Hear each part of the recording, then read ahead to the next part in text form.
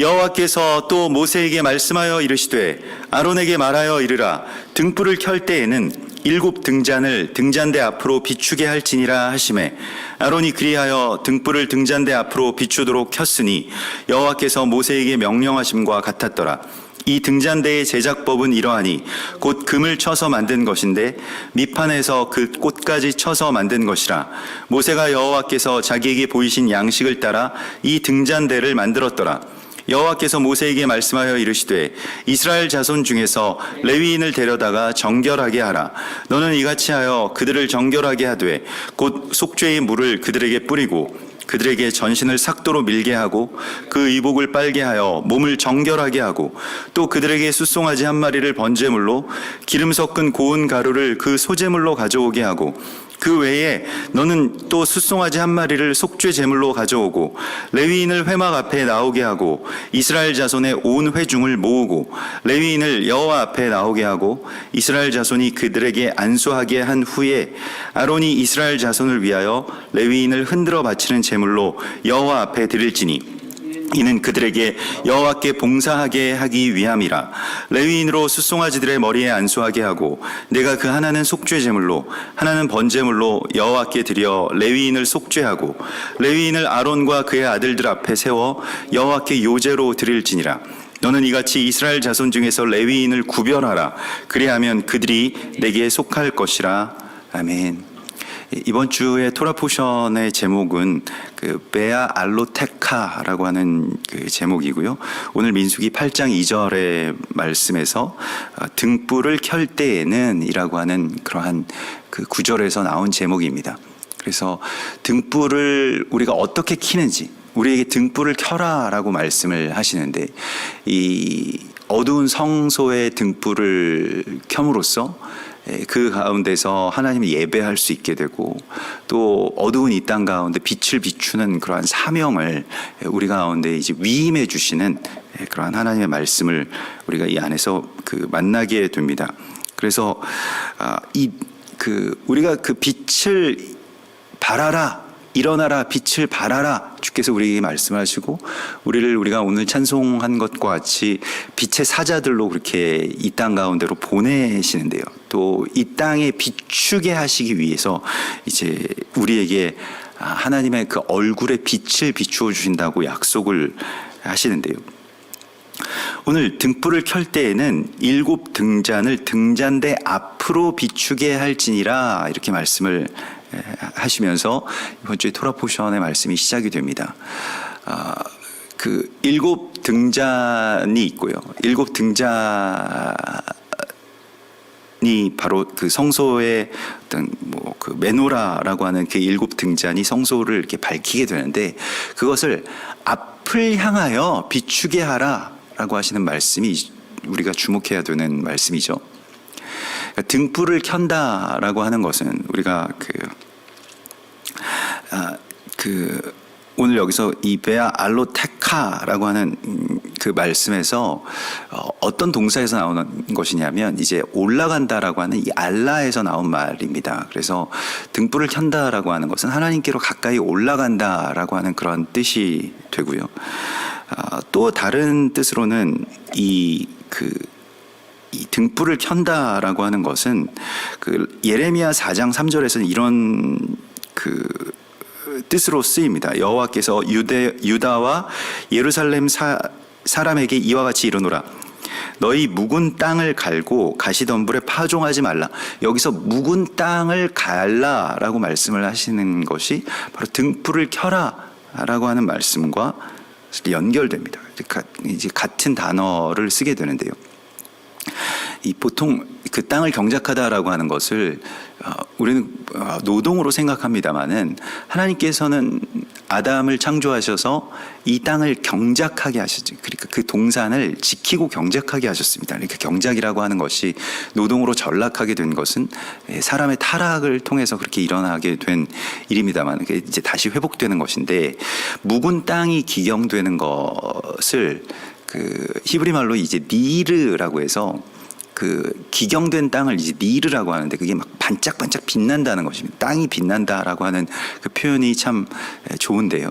그러니까 이스라엘 백성들 이 히브리적인 사고에서 이 땅을 가는 것, 그것은 땅을 빛나게 하는 것이고 이것이 빛을 비추는 일과 같은 것이라고 하는 것을 우리에게 말씀을 하십니다. 그래서 우리는 오늘날에 이제 스위치만 탁 올리면 빛이 켜지는 그러한 이 문명 속에 살아가고 있습니다만은 그러나 이 세상 가운데 빛을 비추는 일은 마치 묵은 땅을 기경하는 것과 같다라고 성경은 우리 가운데 말씀하시고 있습니다. 그래서 잠언 6장 23절에서도 보면 대저 명령은 등불이요 이렇게 말씀을 하고 있습니다. 법은 빛이다. 그래서 하나님의 이 말씀, 이 토라와 또 미슈파팀은 그 등불과 빛과 같은 그런 관계라고 말씀을 하시죠. 그래서 이 하나님의 말씀이 우리 가운데에서 이제 온전하게 비추어지도록 이 땅 가운데 비추어지도록 주께서 말씀을 하시는데요. 우리가 빛의 사자로 위임을 받고 이 땅 가운데에서 빛의 자녀들처럼 행하라라고 말씀을 하시는데 에베소서 5장 8절에 보면 너희는 주 안에서 빛이라 빛의 자녀들처럼 행하라. 그 빛의 자녀들처럼 행하는 것이 무엇이냐? 그것이 이번 주에 이 베알로테카와도 연결이 되는데 이게 그 빛을 앞으로 비추는 것에 대해서 말씀을 하시잖아요. 이 앞으로 비춘다라고 하는 그런 뜻이 이 앞쪽이라고 하는 뜻이 이제 그 히브리 말로 물이라고 하는 단어를 씁니다. 우리가 지난주에도 이 물이라고 하는 단어를 한번 본 적이 있었는데요. 그게 원래 물이라고 하는 단어는 원래의 뜻이 짧게 자르다, 할례하다 이런 뜻을 갖고 있습니다. 그래서 그 나실인들에게 머리에 삭도를 대지 말라라고 할 때 그 삭도를 물이라고 합니다. 그러니까 그 삭도를 가지고 머리를 자르기도 하고 또 할례를 행하기도 하는 바로 그것을 대지 말라라고 말씀을 하셨는데요. 이번 주에는 주님께서 이 빛을 비출 때에 앞을 향해서 비춘다라고 하는 것이 무엇인지를 우리에게 말씀을 하시는데 그것은 이 다른 모든 곳으로 퍼져나가는 다른 빛들을 한 곳으로 집중시켜서 모으라라고 하는 것이죠. 실은 우리가 이 메노라를 보면 메노라의 방향성이 없습니다. 그냥 메노라는 그 7 등잔대가 그냥 타오름으로써 주변을 그냥 다 비추게 되어 있죠. 메노라를 어떻게 앞쪽으로 비출 수 있을 것이냐라고 하는 것에 대해서 우리가 질문을 해야 되는데요. 보통 일반적인 말씀으로 이 말씀들을 보게 되면 그냥 뭐 앞쪽을 향해서 어떻게 메노라를 그렇게 옮길 수 있었겠는가 뭐 이런 생각을 하기도 하는데 메노라는 그 7 등잔대가 이 나무 살구나무 형상으로 이렇게 세워져 있는 그런 등잔이기 때문에 그래서 그 메노라의 그 앞으로 성소를 향해서 지성소를 향해서 이 앞을 향해서 우리가 빛을 비춘다라고 하는 것이 무엇이냐라고 하면 이 다른 곳으로 나아가는 빛을 잘라내는 것. 그래서 이건 마음의 할례를 받는 것도 마찬가지고요. 그러니까 삶에 있어서의 어떤 이 분주함들을 제거하는 것을 안식이라고 한다면 바로 이 물이라고 하는 그러니까 이 다른 곳들을 제거해서 앞을 향해서 비추게 하는 그런 빛의 사명을 하나님께서 우리에게 주십니다. 앞을 향하여 비추려면 뒤를 향해서 옆을 향해서 퍼져나가는 빛을 잘라내야 되기 때문에 마음의 할례를 받는 것이고 또 다른 곳을 비추고 다른 곳으로 향했던 이 빛을 하나님께로 또 그 나를 향해서 이제 비추도록 하라라고 말씀을 하시고 있습니다. 그래서 빌립보서 3장 14절에 보면 표대를 향하여 그리스도 예수 안에서 하나님이 위에서 부르신 부름의 상을 위하여 달려가노라 이렇게 고백하고 있죠. 우리의 어떤 이 달려감, 우리의 빛을 비춤, 이 모든 뭐 삶과 또 사역과 또 뭐 우리 모두가 함께 나아가는 어떤 것에 있어서 중요한 것은 방향이 어디를 향하고 있느냐라고 하는 것임을 주께서 말씀을 하시고요. 그래서 오늘 앞을 향해서 비추라라고 말씀하시면서 주시는 말씀은 레위인들의 정결함에 대한 말씀입니다. 등잔을 비추는 것이 레위인들을 정결하게 하는 것이다 라고 하는 것과 연결된다는 것입니다. 그러니까 지난주의 말씀도 그렇고요. 또 이번 주의 말씀도 마찬가지인데 이 오순절 직후에 주어지는 말씀이죠. 이 민수기서의 이 말씀 가운데서 오순절과 연결되는 말씀이고, 사실 우리가 그 성령의 사람으로 산다라고 하는 것이, 말씀을 받았고 성령을 받았는데 어떻게 살아가야 되는가에 대한 지혜를 하나님께서 이번 주에도 우리 가운데 주시는데, 앞을 향해서 빛을 비추는 것은 이 전신의, 오늘 레위인의 정결함에 대하여서 전신을 삭도로 밀게 하라라고 말씀을 하시죠. 이게 그 나시린의 규례와 뭐 여러모로 비교가 될 수가 있겠는데요. 나시린은 몸에 삭도를 대어서는 안 된다라고 말씀을 하시죠. 레위인은 전신을 삭도로 밀게 하라라고 말씀하시는데 무슨 차이가 있을까요? 예, 그 레위인에게 있어서 전신을 삭도로 미는 것은 레위인의 정결함과 연결이 됩니다. 그러면 나시린은, 예, 나시린에게 그 머리에 삭도를 대는 행위는 그 무울이라고 하는 것이 파괴하다, 변개하다 이런 뜻도 있기 때문에 하나님의 뜻, 특별히 이 머리카락은 하나님의 뜻과 말씀을 주로 토라를 상징하는데 많이 히브리인들은 그렇게 이 비유적으로 인식을 하는데, 그것을 내가 변개하고 내가 조금도 잘라내지 않겠습니다 라고 하는 것을 고백하는 것이 이제 나시린들의 서원이고요. 또 나시린들의 서원이 다 충만하게 맞춰지면, 그러니까 서원의 기한이 다 차게 되면 어떤 일이 일어나냐면, 다시 이제 머리에 삭도를 대고 전신에 삭도를 대서 그걸 완전하게 다 밀고 그 털을, 이 머리카락을 이 제단의 그 불에 태우게 됩니다. 그러니까 정말로 산 제물로서의 그러한 고백을 하기 위해서, 사실 머리에 삭도를 대지 않는 이유는 어느 날에 나시린의 서원이 완전하게 다 채워졌을 때, 그때 하나님께 이 산 제물로 드리기 위해서, 흠 없는 산 제물로 드리기 위해서임을 말씀을 하시고 있고요. 그 전신을 삭도로 밀게 한다라고 할 때 전신을 삭도로 미는 이 행위에 대해서 마치 그 욥이 고백했던 것과 같이, 내가 이 벌거숭이로, 적신으로 이 세상 가운데 왔으니 또한 적신으로 주께로 돌아가올지라라고 하는 그 고백을 한 것과 마찬가지로, 전신을 삭도로 민다라고 하는 말과 이 몸을 벌거벗긴다라고 하는 말은 같은 뜻으로 그렇게 쓰이게 됩니다. 그래서 우리가 이 하나님 앞에 다시 이제 처음부터 시작하는, 그러니까 이 완전히 어린아이의 모습을 또 이 땅 가운데 와서 처음 내가 아무것도 갖지 못했던 어떤 제로의 상태로 돌아가는 것을 이 정결함, 레위인의 정결함이라고 말씀을 하시고 있습니다. 이 제로 그라운드에서 다시 시작하는 일들이 바로 성령께서 우리 안에서 오셔서 행하시는 일이 됩니다. 그래서 이것은 그냥 우리의 삶을 조금 개선해 주시는 정도의 이야기가 아니라 완전히 다시 처음부터 시작하게 하시는 은혜라고 말씀을 하십니다. 욥의 고난을 통해서 욥이 받았던 바로 그 은혜가 그것이죠.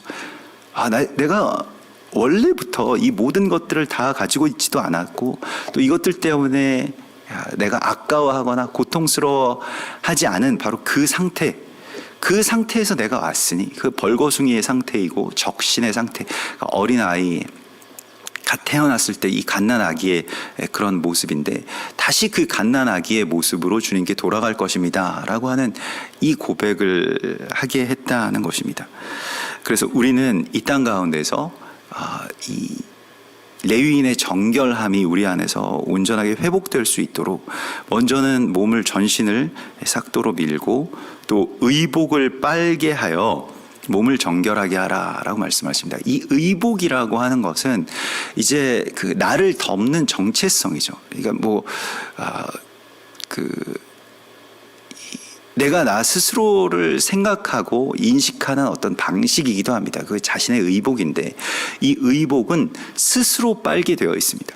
흰 옷을 사서 입으라고도 주께서 말씀을 하시는데요. 이 흰 옷이라고 하는 것이 이제 성도들의 옳은 행실이라고 말씀을 하시고 있고, 빛을 비춘다라고 하는 것도 이 빛의 옷을 입는 것에 대해서 말씀을 하십니다. 그래서 우리가 그 에베소서 5장에서 빛의 사자들처럼 행하라, 너희가 빛의 자녀들처럼 행하라 라고 말씀을 하시는데, 에베소서 5장 8절에 빛의 자녀들처럼 행하는 것이 무엇이냐면, 빛의 열매는 모든 착함과 의로움과 진실함에 있느니라. 그래서 이 땅 가운데서 선한 일을 행하고 또 의의 일을 행하고 또 진실한 그런 그 주님의 빛의 사자들이 되는 것, 그것이 레위인의 정결함과 같은 이야기라고 말씀을 하십니다. 그래서 레위인들을 데려다가 정결하게 하고 또 레위인들을 물로 뿌리고 그리고 그 의복을 빨게 하고 몸을 정결하게 한다. 그래서 이 레위인들은 레위인 스스로가 그렇게 되는 것이 아니라 이 모세가 레위인들을 데려다가 그렇게 정결하게 만들어 주시는 것을 보게 되죠. 모세는 이제 예수와의 예표적인, 구약의 예표적인 인물이기 때문에 예수께서 우리를 그렇게 정결하게 만들어 주시는데, 다만 이 옷을 빠는 것에 대하여서는 그 우리가 이 빛 가운데서 행하는 그런 행함을 통해서 의로운 일, 착한 일, 그러한 일들을 통해서 우리의 옷을 정결하게 하는 것이다 라고 말씀을 하시고 있습니다. 그래서 이 레위인들의 이 정결함을 위한 제사, 또 레위인들의 정결함을 위해서 온 이스라엘이 다 합력해서 레위인들을 세우고 또 그냥 세울 뿐만이 아니라 그들을 정결하게 하는 그런 사명이 있다고 말씀을 하시고 있습니다. 그래서 우리가 계속 하나님께서 우리 가운데 말씀하시는 것과 같이 토라에서는 제사장이나 레위인들은 백성들을 세우고 섬기게 되고요, 또 백성들은 제사장과 레위인들을 사랑하고 또 그렇게 어떻게든 그 온전하게 세우는 책임이 있습니다. 근데 우리가 오늘날에는 그러한 책임들을 서로에게 그냥 전가해 버렸죠. 각자가 그걸 책임져야 된다라고 이야기를 하고, 뭐 각자의 어떤 뭐 도덕성이라든가 어떤 인격이라든가 이런 것에 그 의존해서 맡기려고 합니다만은, 실은 그 서로를 향해서 그 세울 또 정결하게 할 그 책임이 있다라고 하는 것, 그것이 이제 레위인과 백성들의 그 관계를 연결시키는 그러한 하나님의 깊으신 뜻입니다. 그것은 그들의 생명, 특별히 이 장자들의 생명과 레위인의 어떤 상태가 연결되어 있음을 하나님 말씀을 하셨죠. 그래서 레위인들이 이제 속죄 제사를 하나님 앞에 이 레위인을 속죄하게 하는 제사를 드리게 하고요, 이 레위인 속죄 제사를 하나님 앞에 드리면서 레위인을 아론과 그의 아들들 앞에 세워서 여호와께 요제로 드릴지니라. 그러니까 레위인 자체가 하나님께 드리는 요제라고 하는 것입니다. 요제는 이제 흔드는 제사인데요, 이 흔드는 것이 그냥 이렇게 아무렇게나 흔드는 것이 아니라 하나님께로 올라갔다가 다시 내려오고 또 내려오는 것이 하나님께로 올라가는 이러한 어떤 연결을 그렇게 뜻하게 됩니다.